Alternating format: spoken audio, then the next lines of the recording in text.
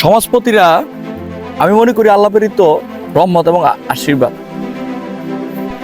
কিছু সমাজপতি থাকার কারণে এই সমাজ এখনো ভালো কিছু পাচ্ছে।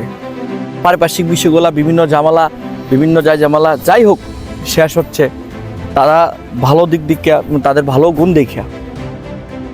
আবার কিছু বেজাল সমাজপতির কারণে আজকে আমাদের সমাজের ভালো কাজগুলা ব্যাহত হচ্ছে, ভালো কাজগুলো ভালো হচ্ছে না। প্রত্যেকটা জায়গায় আপনি চলতে গেলে একটু না একটু ঝামেলা হয়। আপন ভাইয়ের ঝামেলা হয়, আপন চাচার সাথে ঝামেলা হয়, আপন চাচাতো ভাইয়ের সাথে ঝামেলা হয়। এই দুইজন ব্যক্তি যখন একজন সমাজপতির দ্বারস্থ হয়, ভালো সমাজপতি ভালো সাজেশন দেয়, ঝামেলা বাদ দিয়ে দাও, নিজের ভিতরে ঝামেলা রেখে লাভ নাই, তোমরা তো। আর ওই যে বাটপার সমাজপতি ঘুষখোর, সে কি করবে?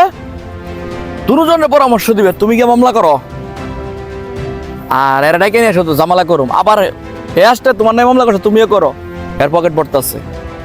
বিশাল আয়োজন করবে, আয়োজন করে বিচারের মধ্যে যাবে। তারই ধারাবাহিকতায় আমি একটা কথা বলবো, প্রয়াত কাউন্সিলর ও প্যানেল মেয়র জামাল মাহমুদের কথা। আখাউড়া পৌরসভার যে কোনো একটা ওয়ার্ডে, আমি নাম বলবো না, আপন দুই ভাই ঝামেলা ছিল, 7 বছর দুই ভাই কথা বলে নাই, বিশাল দরবার জমছে, সারা এলাকার কোনো সাহেব সর্দার বাকি নাই। তখন প্রয়াত কাউন্সিলর জামাল মাহমুদে বলছিল, আপনারা যে আমাকে সুযোগ দেন, আমি 5 মিনিট তার দুই ভাইয়ের সাথে কথা বলবো। তখন বড় ভাইরে বললো, সে তো তোমার ছোট ভাই, নিজের হাতে মানুষ করছো, তোমার বাপ মারা গেছে আগে, তুমি কেমনে তার সাথে এতদিন কথা না বলে থাকলা, কি করলা কাজটা? আর ছোট বছর সে তোর বাপের জায়গা, সাধারণত আর পারিবারিক বিষয় তোদের স্ত্রীগণ ঝামেলা করছে, এটা হলো অন্য বিষয়, তুই কেমনে বড় ভাইয়ের সাথে কথা না বলে থাকলি? বলার সাথে সাথে দুই ভাই, এক ভাই আরেক ভাইরে জড়ায় ধরে কান্না শুরু করে দিচ্ছে। এই ঝামেলাটারে এই 7 বছর পার করছে কে? এই সমাজপতি। এই যে বর্তমান সমাজের যে কিছু বাটপার সর্দার, নর্দমার কিডো তাদের থেকে ভালো। ঘুষ খাও, সমস্যা নাই, ঝামেলা শেষ করো না, ঘুষ খায় কে ঝামেলা ল্যান্ডিং করে।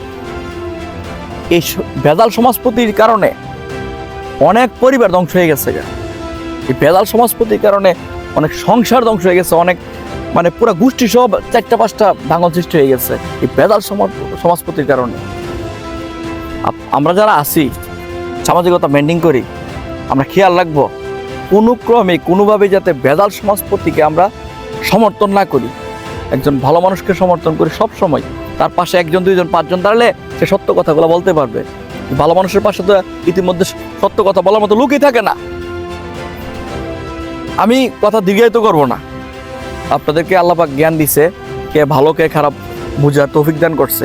আপনারা ভালো সিদ্ধান্ত নেবেন সবসময়, এটাই আমার আশা। নাহলে আমার মতো কন্টেন্ট ক্রিয়েটর সারা জীবন চিল্লামও কোনো কিছু হইতো না। ধন্যবাদ সবাইকে, ভালো থাকবেন, আসসালামু আলাইকুম।